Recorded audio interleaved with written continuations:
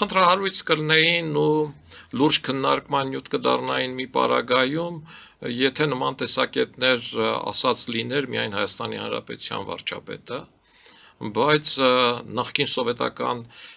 տարածքում նման հայտարարությունները բացառություն չեն, նույն բանն ասում էր Վրաստանի ընդդիմությունը, նույն բանն ասում էր Մոլդովայի նորընտիր նախագահը, նույն բանը տեղի ունեցավ Ռուսաստանում, նույն բանը Ուկրաինայում, հիմա գրեթե նույն բանն ասում է Ադրբեջանի նախագահ Իլհամ Ալիևը, այդ շաքարմուտատ Փաշազադեի մասով, որը իբր կապ է ունեցել ռուսական հատուկ ծառայությունների հետ երկրի ներսում իշխանափոխություն անելու առումով եւ բացառված չի, որ այնտեղ էլ կամ պաշտոնանկության գործընթաց սկսվի կամ ներառյալ բանտարկվի, այսինքն ռուսական հատուկ ծառայությունները եկեղեցին կամ այսպես ասած մեծ առումով հավատը եւ այդ կառույցները փորձում են օգտագործել տվյալ երկրների ներսում քաղաքական ազդեցությունը պահելու, մեծացնելու համար, ու սա էլ է օրինաչափ, որովհետեւ կոնկրետ թե Հայաստանում, թե Ադրբեջանում միակ կառույցը, որ ամբողջական առումով ռուսական համատեքստում է ու կառավարիչն էլ ռուսական ենթատեքստում է, մնացել է եկեղեցին։ Այսինքն Հայաստանում Ռուսաստանը այլ կառույց չունի, որտեղ 100% ինքն է։ Ազգային անվտանգությունում ինչ-որ չափ ունի, բանակում ինչ-որ չափ ունի, գործադիր իշխանություններում ինչ-որ չափ ունի, հանրային ռեսուրսում ինչ-որ չափ ունի, բայց միայն եկեղեցում է, որ եկեղեցու առաջի դեմքը ամբողջությամբ կիսում է այդ մոտեցումները, եւ այս առումով, քանի որ եկեղեցու առաջի դեմքը վեհապար հայրապետը մտել է քաղաքականության մեջ, Հայաստանի Հանրապետության վարչապետն էլ քաղաքական մարդ է, քաղաքական պիտակներ կամ քաղաքական բնորոշումներ է տալիս եւ սա օրինաչափ եմ համարում։ Շատ լավ, ԱԱՑ-ն ինչու չի գնում կաթողիկոսի հետևից։ Արդյոք նա կաթողիկոս է դրա համար, որովհետեւ այս տաղավարում հնչել է այդպիսի հորդոր Փաշինյանին, այդպիսի խորհուրդ, որ ձեռնաշղթաներով կալանավորեք։ Գիտեք, որպեսզի հիմնավորես կամ ապացուցես, որ մարդը ազգային անվտանգության գործակալ է, դրա համար շատ լուրջ արգումենտներ են պետք ու հիմքեր եւ անվտանգության ծառայությունները հենց նրանով են անվտանգության ծառայության, որ դա բաց չեն անում, ու անգամ մարդը, որին դու 100% գիտես, որ ինքը ազգային անվտանգության գործակալ է, որը քո մոտ խոստովանել է, որ ինքը այսինչ թվից համագործակցում է ազգային անվտանգության համապատասխան ծառայության հետ, եթե դու ուզենաս իրեն կալանավորը, դու չես կարող հիմքեր գտնել ազգային անվտանգությունում դրա առումով։ Ընդհանրապես գործակալներին անդամագրում են անհատներով, առանձին կառույցներով, փակ փաստաթղթերով, աշխարհը փորձել է այդ խնդիրը բազմաթիվ անգամներ լուծել լյուստրացիայի միջոցով, բայց լյուստրացիան էլ որպես այդպիսին մեծ արդյունքներ չի տվել։ Հայաստանում ես կողմ եմ լյուստրացիայի, բայց կարծում եմ, որ լյուստրացիան էլ ամբողջ ճշմարտությունը չի բացի, մի պարզ պատճառով, որտեղ Հայաստանի Հանրապետության ազգային արխիվները 99 թվականից հետո չգիտես ինչի այրվեցին, այդ արխիվների մի մասը, եւ նաեւ 80-ական թվականների վերջին 90-ականների սկզբին մամուլում գրվեց, որ Հայաստանի ազգային անվտանգության արխիվների մի մասը տեղափոխվել է Ռուսաստան։ Այսինքն ամբողջական այն գործընթացները, ինչը տեղի են ունեցել սովետական ժամանակներում, հայ առաքելական Սուրբ եկեղեցու որոշակի սրբազանների մասով միանշանակ այսօր Հայաստանի ազգային անվտանգության արխիվներում չկան։ Հայաստանի ազգային անվտանգության արխիվներում չկան, պարոն Սարգսյան, բայց ասում են կա ԱՄՆ-ում, որովհետև երբ որ Խորհրդային Միությունը պարտվեց, նա բոլոր արխիվները փոխանցել է ԱՄՆ-ին եւ Նիկոլ Փաշինյանը կարող է Թրամփին նամակ գրելով ստանալ իրեն անհրաժեշտ տեղեկությունները, այդպիսի բան, այդպիսի կարծիքը ինչպես է։ Գիտեք ինչ, որ ազգային անվտանգությանը վերաբերվող որոշակի փաստաթղթեր հայտնվել են նաև ԱՄՆ-ում, հնարավոր տարբերակ է, ես չէի բացառի, որ որոշակի միջպետական քարտեզներ եւ այլ պայմանագրեր կարող էին հայտնվել, դա ակնհայտ էր, բայց որ ազգային անվտանգության մասնավորապես գործակալների մասով արխիվները կարող են որևէ այլ երրորդ երկրի ձեռքում հայտնվել, ես քիչ հավանական եմ համարում, բայց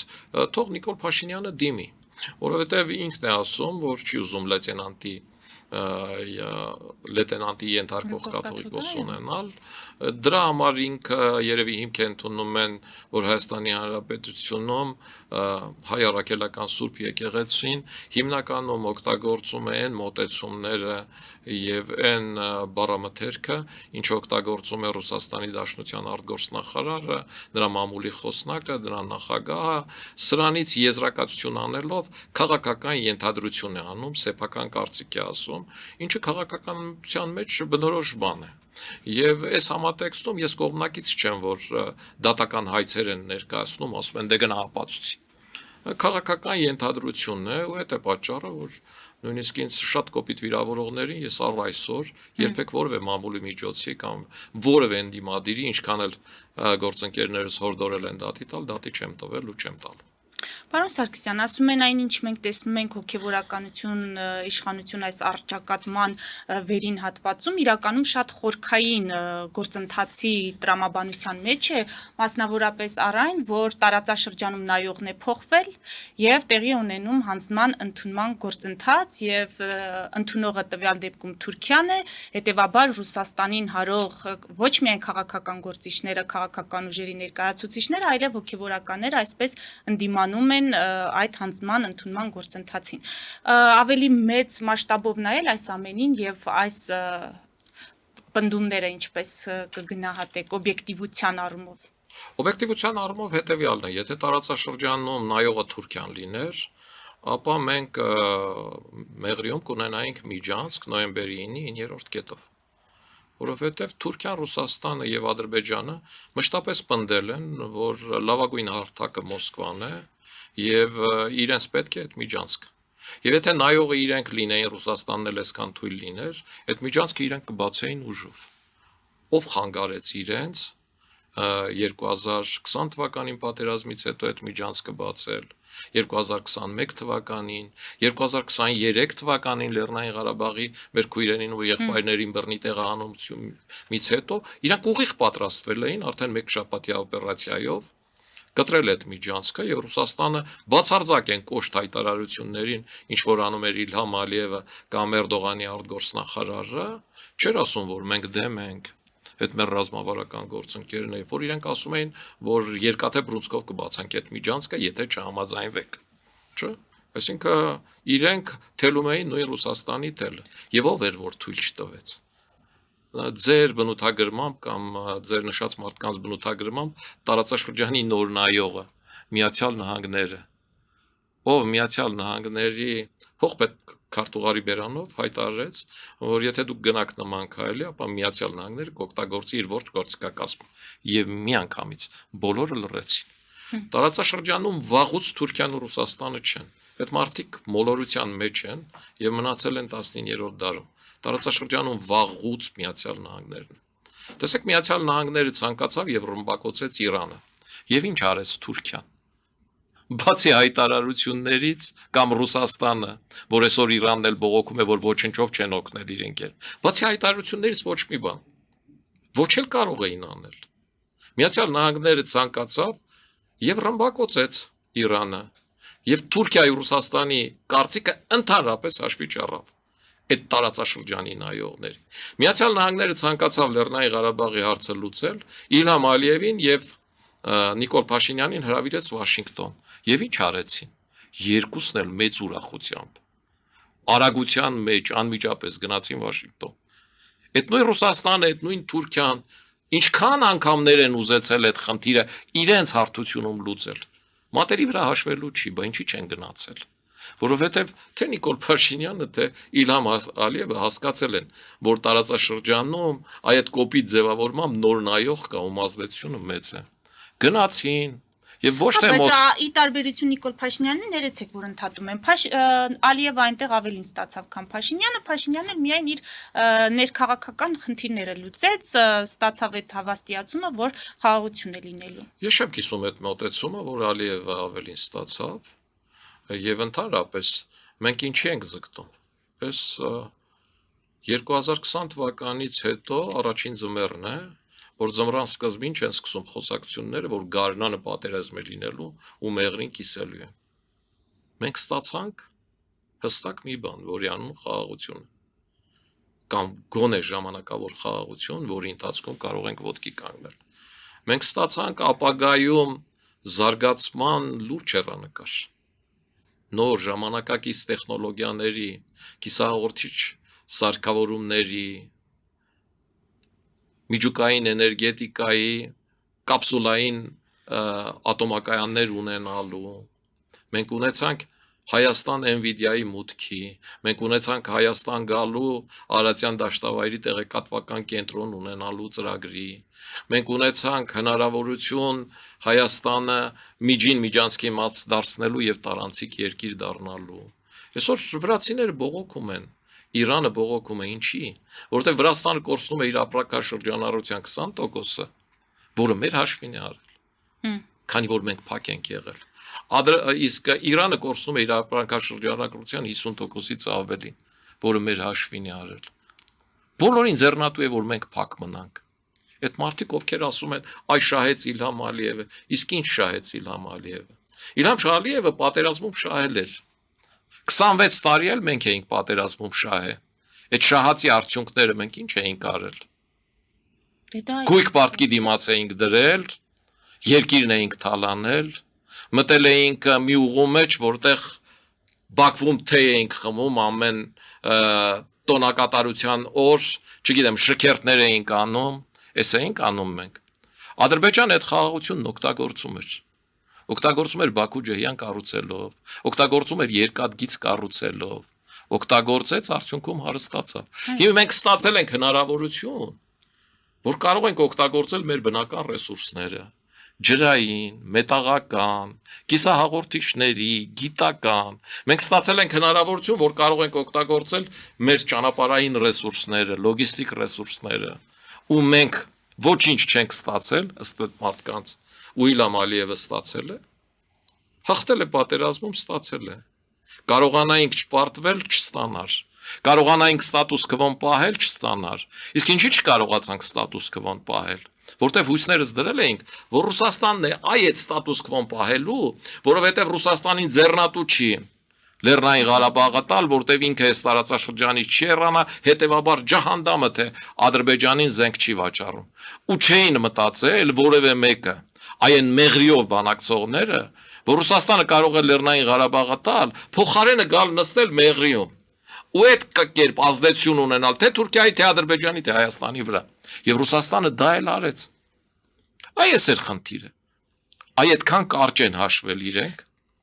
Եվ այսօր էլ ասում են հենց այդ թևերն են, որ ասում են, որ մենք ոչինչ չստացանք, ստացավ Ալիևը, որտեվ իրենց պետք է որ հանրությունն այդպես մտածի, որ իրենք կարողանան հետ գալ, որտեվ իրենք հաղթող են եղել։ Իրականում իրենք եղբորս բերած հաղթանակը մսխել են ամբողջությամբ։ Պարոն Սարգսյան, իրենց մի կողմ թողնելով բացառել, որ այդ հնարավորությունները մեզ տրվել են մինչև ընտրությունները, երբ որ Նիկոլ Փաշինյանը կօգտագործի կվերընտրվի, դրանից հետո արդեն մենք կբախվենք այդ դառը իրականությանը։ Ես ընդհանրապես որևէ բան չեմ բացառում։ Ես խաղաղությունը չեմ կապում փաստաթղթերի հետ։ Ես խաղաղությունը կապում եմ տնտեսական հզորության, պետության կայացման հետ եւ գտնում եմ, որ այս փուլում մեզ խաղաղություն է պետք, որ տնտեսությունը հզորանա։ Նախ եթե կա պատերազմի վտանգ Հայաստանի Հանրապետություն եկող ու ներդրողներ, ներդրում անողների քանակը կտրուկ պակասելու է, միանշանակ։ Այսօր երբ որ որևէ մեկ այլևս չի մտածում, որ գարնանը կարող է պատերազմ սկսել, բավականին մեծ թվով միջին բիզնեսի, փոքր բիզնեսի, թեկուզ հայ ազգի, բայց ներդրողներ կան, որոնք դիմում են ինձ, եւ ես իմ ուժերի եւ ունեցած կապերի շրջանակներում բացարձական շահախնդիր փորձում եմ օգտակար լինել այդ մարդկանց բոլորին։ Նեղություն եմ տալիս Հայաստանի Հանրապետության իշխանություններին, չնայած այդ իրենց գործառույթն է, որ հնարավորինս արագ գործեն, եւ փորձում եմ օժանդակել այդ մարդկանց, ու այդ մարդկանց թիվը քիչ չի։ Ու իրենք հիմի լսում են ու շատ-շատերը կասեն, որ ճիշտ ասում արամ։ Պարոն Սարգսյան, մենք մի փոքր շեղվեցինք, բայց վերադառնանք հոգեվորականություն, իշխանություն այս խնդիրներին, այսօր Նիկոլ Փաշինյանը ճանապարհային քարտեզ է եկեղեցու նորոգման հրապարակել, որը պետք է իրականանա կաթողիկոսի հեռացումից հետո։ Առաջինը կաթողիկոսական տեղապահի ընտրություն եկեղեցում գործող մեխանիզմների տրամաբանությամբ, երկրորդ կանոնագրքի ընդունում, կանոնագիրքը պետք է անդրադառնա մի շարք կետերի, հոգևորականների բարեվարկությունից մինչև սոցիալական երաշխիքներ, ֆինանսական թափանցիկություն եւ ապաքաղաքական լինելու անհրաժեշտություն։ Եթե կաթողիկոսը չհեռանա, ասում են վտանգ կա, որ այսպիսով կստեղծվի երկրորդ եկեղեցի, որը միանշանակ չի բխի մեր երկրի շահերից։ Դուք ինչ ելք եք տեսնում, երբ կաթողիկոսը իր դիրքում է, կարծես թե մնում, իշխանությունն էլ իր դիրքում։ Ես կարծում եմ եւ համոզված եմ, որ առանց էլ հայ եկեղեցին բաժանված է երկու թեմի,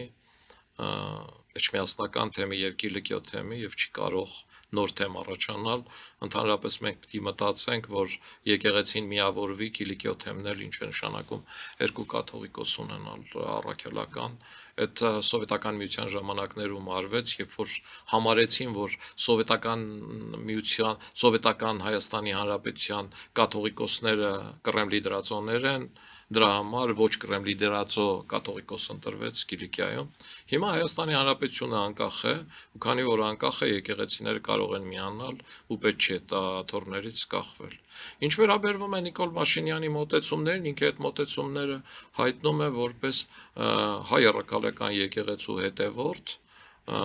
մի մարդ, ով հավատում է Աստծուն եւ որպես հավատավոր։ Համենայն դեպս ինքը այդպես է ասում։ Ինքն է այդպես ներկայացնում։ Իրականում այդպես է, թե այդպես չի, ես չեմ վիճարկում։ Ես հայ առաքելական եկեղեցու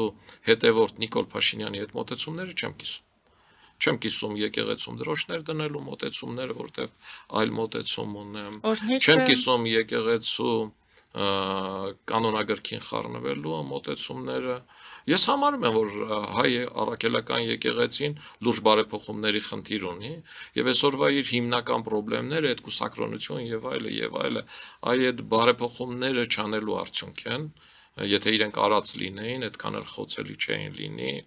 եւ կարծում եմ հավատավորների քանակը ավելի մեծը կունենային ու Հայաստանում աղանդները չէին վխտա, ինչը շատ տխուր է իմ համար,